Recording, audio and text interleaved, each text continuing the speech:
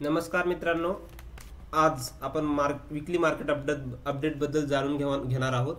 तर मागच्या आठवड्यामध्ये बँक निफ्टी आणि इतर इंडायसेसने काय केलेलं आहे तर ते आपल्याला याच्यातून पाहून घ्यायचं आहे. हे आपले असे सेशन चालूच राहणार आहेत. तर या सेशन्समधून तुम्हाला जर काही शिकायला मिळत असेल तर तुम्ही त्यावर कमेंट्स करू शकता आम्हाला, आणि जर काही अडचणी आल्या किंवा जिथं समजायला अवघड वाटतं तर तिथं आम्हाला कमेंट्स बॉक्समध्ये कळवा, म्हणजे आम्ही त्याच्यावर आपण व्हिडिओ बनवूया. तर आपण पाहणार आहोत बँक निफ्टीबद्दल. मागच्या आठवड्यामध्ये निफ्टीनं एक चांगली रिट्रेसमेंट दिलेली होती. आपण दररोजचे जे स्ट्रीमिंग दररोज सकाळी 8:30 ते 9च्या दरम्यान आपण एक पोस्ट टाकत असतो. तर त्या पोस्टमध्ये आपल्याला मी तुम्हाला सांगितलं होतं की या आठवड्यामध्ये इक्विनॉक्स आहे. तर इक्विनॉक्समुळे मार्केटमध्ये काही चेंजेस येऊ शकतात. तर ते चेंजेस इथं आलेले आपल्याला दिसतात. तर या 3 ते 4 दिवसामध्ये भरपूर मोठी घसरगुंडी खालच्या साईडला झालेली आहे. आता जर पाहायला गेलं निफ्टीमध्ये, तर निफ्टीनं जर 20 मूव्हिंग ॲव्हरेज ऑलरेडी तोडलेलं आहे. तर अजून किती खाली येऊ शकतं हे आपल्याला सांगता येणार नाही. म्हणजे हे जर येऊ शकतं तर 19,500 पर्यंत, किंवा आता 19,600 चालू आहे, 19,500चा एक स्ट्रॉंगली सपोर्ट म्हणून काम करण्याची शक्यता आहे. तर निफ्टीमध्ये आपल्याला तेवढं जास्त मोठ्या प्रमाणात काम करता येणार नाही. बँक निफ्टीमध्ये जर पाहायला गेलं तर बँक निफ्टीमध्ये मंथलीचा RSI 60च्या वर आहे. वीकलीचा RSI डबल टॉप असल्यामुळे तो खाली आलेला आहे, आणि त्यानं 60चा जे मुवमेंटम आहे तर तो पण तोडलेला आहे. आणि डेलीमध्ये 40चा सपोर्ट घेण्याचे चान्सेस जास्त आहेत. हा गॅप 2 गॅप आहेत. तर तिथं gap act as a resistance म्हणून काम करण्याचे मोठ्या प्रमाणावर चान्सेस आहेत. पब्लिक सेक्टर बँक जर पाहायला गेलं PSU बँकिंगमध्ये PSU बँक ह्या आरपार म्हणजे आउट परफॉर्मर आहेत. तर याच्यामध्ये जर आपण पाहायला गेलं तर मंथलीचा RSI 60च्या वर आहे, वीकलीचा RSI 60च्या वर आहे, आणि डेलीचा RSI पण 60चा सपोर्ट घेऊन वरच्या साईडला कल्टी मारत आहे. आता जो पब्लिक सेक्टर बँकेमध्ये जो वरचा जो रेजिस्टन्स आहे तर तो जवळपास आत्ताच्या ज्या सध्याची जी रेंज आहे 5,215, इथून जर पाहायला गेलं तर जवळपास 150 रेंज न वरच्या साईडला आहे. तर याच्यामध्ये आपल्याला बरेच स्टॉक मिळू शकतात. आपण ते काही कव्हर केलेले आहेत. तर पाहूयात आपण यामध्ये आपल्याला कोणता स्टॉक मिळतो. तो public sector bank is out performing sectors in आताच्या सध्याच्या मार्केटच्या व्ह्यूमध्ये पब्लिक सेक्टर बँक हे आउट परफॉर्मिंग सेक्टर्स आहे. प्रायव्हेट सेक्टर बँक जर पाहायला गेलं आपण पब्लिक सेक्टर बँकमध्ये जर पाहायला गेलं, जरी पब्लिक सेक्टर बँक ह्या ऑल टाइम हाय नसल्या तरी पण याच्यामध्ये करंट दिसतो. कारण आपल्याला मोमेंटम इंडिकेटर जे आपलं RSIचे जे इंडिकेटर आहे तर ते आपल्याला RSIचे इंडिकेटर हे मोमेंटमच्या डायरेक्शनला दाखवण्याचा प्रयत्न करत आहे. आणि सध्या जे आहे तर हे जवळपास 150 पॉईंटचा गॅप आहे. कशामध्ये? इंडेक्समध्ये. जर आपल्याला बँकच्या पर्टिक्युलर सेक्टर्समध्ये जर स्टॉक मिळाला तर आपण त्याच्यामध्ये बरेच रिटर्न्स जनरेट क्रिएट करू शकतो. नंतर प्रायव्हेट सेक्टर बँक पाहायला गेलं तर प्रायव्हेट सेक्टर बँक आपल्याला अवॉइड करायचं आहे. का बरं? कारण इथं डबल टॉप झालेला आहे. Double top width great red candle, आणि ग्रेट रेड कॅन्डल पण झालेली आहे, गॅपअप झालेले आहेत, आणि डेलीमध्ये त्यांनी 20 मूव्हिंग ॲव्हरेज तोडलेला आहे. त्यामुळे आपल्याला प्रायव्हेट सेक्टर बँक काय करायच्यात? अवॉइड करायच्यात.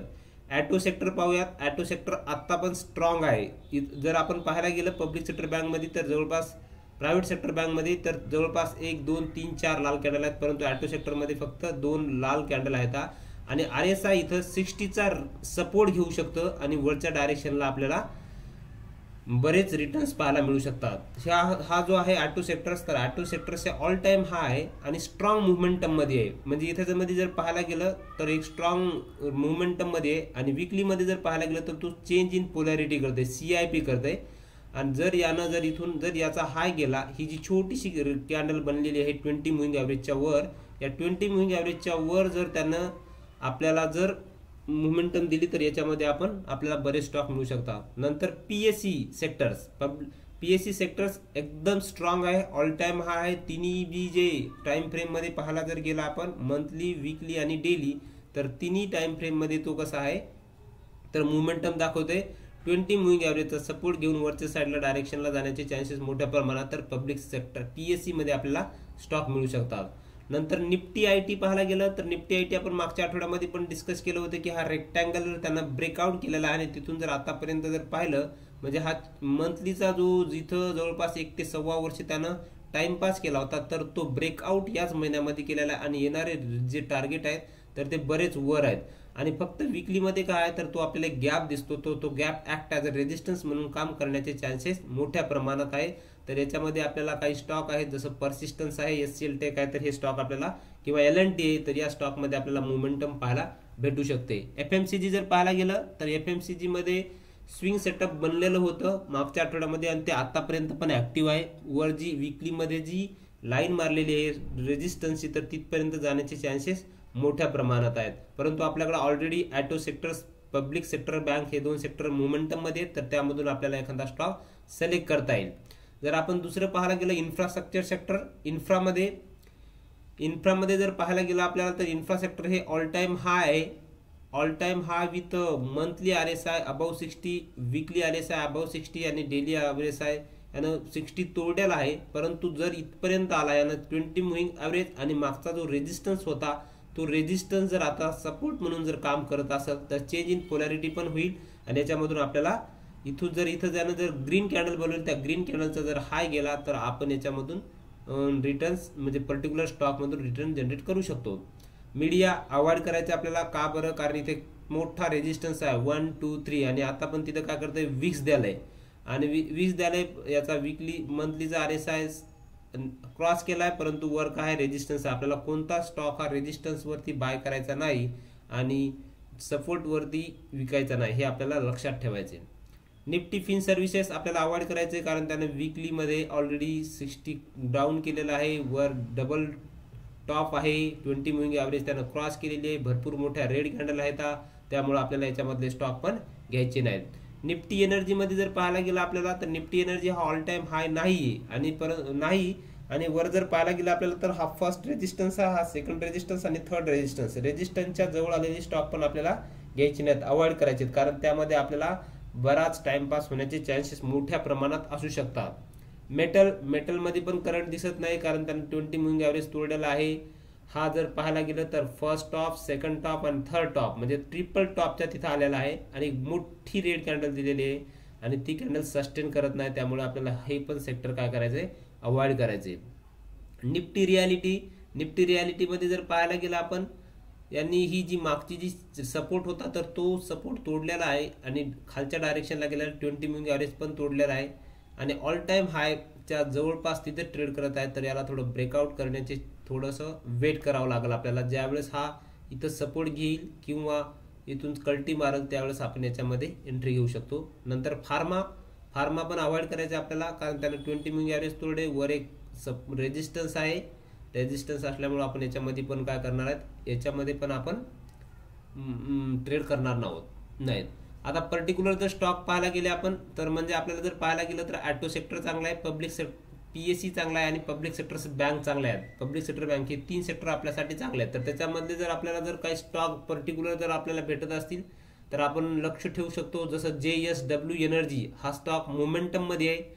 याच्यामध्ये कप पण आहे, कप आहे, एक छोटासा कप आहे, याला मोठा कप नाही म्हणता येणार. यानं ब्रेकआउट केलेला आहे याच महिन्यामध्ये आणि जर त्या कपचं जर आपण रिझोल्युशन पॉईंट पाहिला तर तो 408 आहे आणि त्याची एंट्री आपल्याला 424 वर करता येईल. आणि आता तो सध्या जो ट्रेड करत आहे तर तो सध्या ट्रेड करत आहे 422 वरती. तर आपल्याला याच्यामध्ये एंट्री घेऊ शकतो, कारण आपण मंथली RSI 60च्या वर आहे, वीकली RSI 60च्या वर आणि डेली RSI 60चा सपोर्ट घेतोय. आणि जर आपण पाहायला गेलं तर रेड कॅन्डलला व्हॉल्यूम सगळ्यात कमी आहे, म्हणजे ॲव्हरेज व्हॉल्यूमपेक्षा खूप कमी आहे आणि ग्रीन कॅन्डलला व्हॉल्यूम कसा आहे, मोठ्या प्रमाणात आहे. तर याच्यामध्ये आपल्याला एंट्री रिस्क रिवॉर्ड रेशो आपल्याला बसू शकतो. आपण या स्टॉकवरती नजर ठेवूया. नंतर आपण जसं पाहिलं की बाबा पब्लिक सेक्टरच्या ज्या बँक आहेत, PSU बँक आहेत, तर त्या PSU बँक कशा आहेत, चांगल्या म्हणजे एक मोमेंटम दाखवत आहेत. तर त्या मोमेंटम मध्ये आपल्याला कोणते स्टॉक मिळतात करता आपल्याला पाहायचे तर त्यामध्ये जर पाहायचं असेल तर युनियन बँक ऑफ इंडिया हा स्टॉक मोमेंटम मध्ये दाखवतोय. या मोमेंटम मध्ये जर पाहायला गेलं तर हा एक कप आहे, मंथली मध्ये मोठा कप आहे, म्हणजे 102, 104 जर याने रेजिस्टन्स हा जो रेजिस्टन्स आहे हा जर तोडला तर याचे टार्गेट आपल्याला बरेच मोठे पाहायला मिळतात. आणि जर व्हॉल्यूम जर पाहायला गेला आपण डेली मध्ये तर रेड कॅन्डलला व्हॉल्यूम सगळ्यात कमी आहे आणि ग्रीन कॅन्डलला व्हॉल्यूम सगळ्यात मोठा आहे. तर आपण याच्यामध्ये काय करू शकतो, स्टॉक मध्ये बनून राहून चांगले रिटर्न्स बनवू शकतो. नंतर दुसरा स्टॉक आहे Canara bank, public sector bank मधलाच आहे. कॅनरा बँक याचा वर एक रेजिस्टन्स आहे, मात्र तो बराच दूर आहे, जवळपास आतापासून जर पाहिलं तर तो जवळपास 450, 460चा आहे. मी एक लाईन मारलेली आहे, तर ती रेजिस्टन्सची ही जी रेजिस्टन्सची लाईन आहे, ही रेजिस्टन्सची लाईन इथपासून आतापर्यंत मंथली, वीकली आणि डेली या तिन्ही बी इंडायसेस तिन्ही पण टाइम फ्रेम मध्ये मोमेंटम दाखवते 20 मूव्हिंग ॲव्हरेजच्या वर आहे, व्हॉल्यूम पण बढिया आहे आणि सेक्टर पण चांगला आहे. मार्केट, सेक्टर आणि स्टॉक हे जर तिन्ही पण 40-40-20 मार्केट जर पॉझिटिव्ह असेल तर त्याला 40%, सेक्टर पॉझिटिव्ह असेल 40% आणि पर्टिक्युलर स्टॉक असेल तर त्याला 20%. जर मार्केटच्या डायरेक्शनला जायचं असेल, मार्केट ऑलरेडी आता सध्या मार्केट डायसी झालेलं आहे म्हणजे त्यानं बरेच खाली दिलेला आहे, परंतु सेक्टरची साथ आणि जर आपल्याला स्टॉकची साथ भेटली तर आपण याच्यामध्ये बरेच रिटर्न्स कमवू शकतो. कॅनरा बँक नेक्स्ट पिक आहे. नंतर बँक ऑफ बडोदा याच्यामध्ये पण पाहायला गेलं आपण तर मंथली RSI 60च्या वर आहे, वीकली RSI पण 60च्या वर आहे आणि डेली RSI 60चा सपोर्ट घेऊन वर जात आहे. बरोबर आहे. याच्यामध्ये फक्त एक प्रॉब्लेम आहे, वर एक रेजिस्टन्स आहे, तर आपल्याला रेजिस्टन्सच्या म्हणजे आपला रिस्क रिवॉर्ड रेशो मध्ये बसणार नाही, तर त्यामुळे आपण हा स्टॉक घेणार नाही. ज्यावेळेस हा रेजिस्टन्स ब्रेकआउट करेल त्यावेळेस आपण याच्यामध्ये एंट्री घेऊ, अदरवाईज आपण याच्यामध्ये एंट्री घेणार नाही. नंतर आहे इंडियन बँक. हा 6 इयरचा कप ब्रेकआउट आहे विथ ऑल टाइम हाय. हा स्टॉक भरपूर चांगला आहे कारण यानं ऑल टाइम हाय पण केलेला आहे आणि 6 वर्षाचा कपचं ब्रेकआउट पण तोडलेलं आहे. कपचं ब्रेकआउट तोडल्याच्या नंतर जे टार्गेट येतात आपल्याला फर्स्ट 10%, 20% आणि 30%, तर या रेंजमध्ये आल्याच्या नंतर आपण ते स्टॉक इझिली ग्राफ्स करून आपण तेवढे पर्सेंटेजमध्ये करतो. जर याचा पाहायला गेला आपण तर ऑल टाइम हाय किंवा कपचं जे रिझोल्युशन पॉईंट आहे तर 427चा आहे, याची एंट्री आपल्याला 444, म्हणजे आपण याच्यामध्ये आता हळूहळू एक छोटी छोटी एंट्री करून आपण हा स्टॉक 6 फिगर ट्रेडरमध्ये कन्सिडर करू शकतो. नंतर जर पाहायला गेलं ॲटो सेक्टर्स मधला मारुती सुझुकी स्टॉक आहे. हा ऑल टाइम हाय विथ कपचा पॅटर्नचा ब्रेकआउट केलेला आहे. याच महिन्यामध्ये कपचा पॅटर्नचा ब्रेकआउट झालेला आहे. मंथली RSI 60च्या वर, वीकली RSI 60च्या वर आणि डेलीचा RSI 60चा सपोर्ट घेऊन वरच्या डायरेक्शनला जात आहे. आणि जर आपण रेड कॅन्डलला व्हॉल्यूम पाहायला गेलं तर व्हॉल्यूम सगळ्यात कमी आहे आणि तो 20 मूव्हिंग ॲव्हरेजचा सपोर्ट घेऊन वरच्या डायरेक्शनला जात आहे, तर याच्यामध्ये आपले रिटर्न्स चांगल्या मोठ्या प्रमाणात बनतात. ॲटो सेक्टर चांगलं, त्याच्यामधला मारुती सुझुकी स्टॉक पण चांगला आहे आणि विथ ऑल टाइम आहे, म्हणजे याच्यामध्ये कोणत्याच लोकांना लॉस नाही. सगळे जे लोक आहेत त्या सगळ्या लोकांना कसं आहे प्रॉफिट आहे, तर हे आपल्याला याच्यातून लक्षात येते आणि आपण असे स्टॉक घेऊन याच्यामध्ये रिटर्न चांगले बनवू शकतो. नंतर हा bank of India public sector bank मधला आहे. याने एक रेजिस्टन्स, हा जो रेक्टँगुलर पॅटर्न दिसतो यानं जो टाइमपास केलेला आहे तर त्या रेक्टँगुलर पॅटर्नचा आता ब्रेकआउट होणार आहे, याच महिन्यात झालेला आहे. जवळपास बढिया कॅन्डल बनलेली विथ बढिया व्हॉल्यूम, विथ बढिया बढिया मोमेंटम, म्हणजे त्याचा मोमेंटम पण चांगला आहे मंथली, वीकली आणि डेली मध्ये, तर आपण याच्यामध्ये पण एंट्री चांगल्या प्रकारे घेऊ शकतो. फक्त आपल्याला काय करायचं, एक रिस्क रिवॉर्ड रेशो मेंटेन करायचा आहे. नंतर जर दुसरं पाहायला गेलं तर IT मध्ये पण सध्या करंट दिसत आहेत, तर त्या IT मधल्या करंटमध्ये पर्सिस्टन्स सिस्टीम्स हा ऑल टाइम हाय स्टॉक आहे आणि त्यानं रिट्रेसमेंट पण दिलेली एक चांगल्या प्रकारे. आणि फर्स्ट टाइम ज्यावेळेस त्यानं 60चा सपोर्ट घेतला होता, आता सेकंड टाइम 60चा सपोर्ट घेतो विथ 20 मूव्हिंग ॲव्हरेजचा पण सपोर्ट घेतो, तर याच्यामध्ये आपल्याला मोठ्या प्रमाणात जे वरचे टार्गेट आहे तर ते पाहायला भेटतील आपल्याला.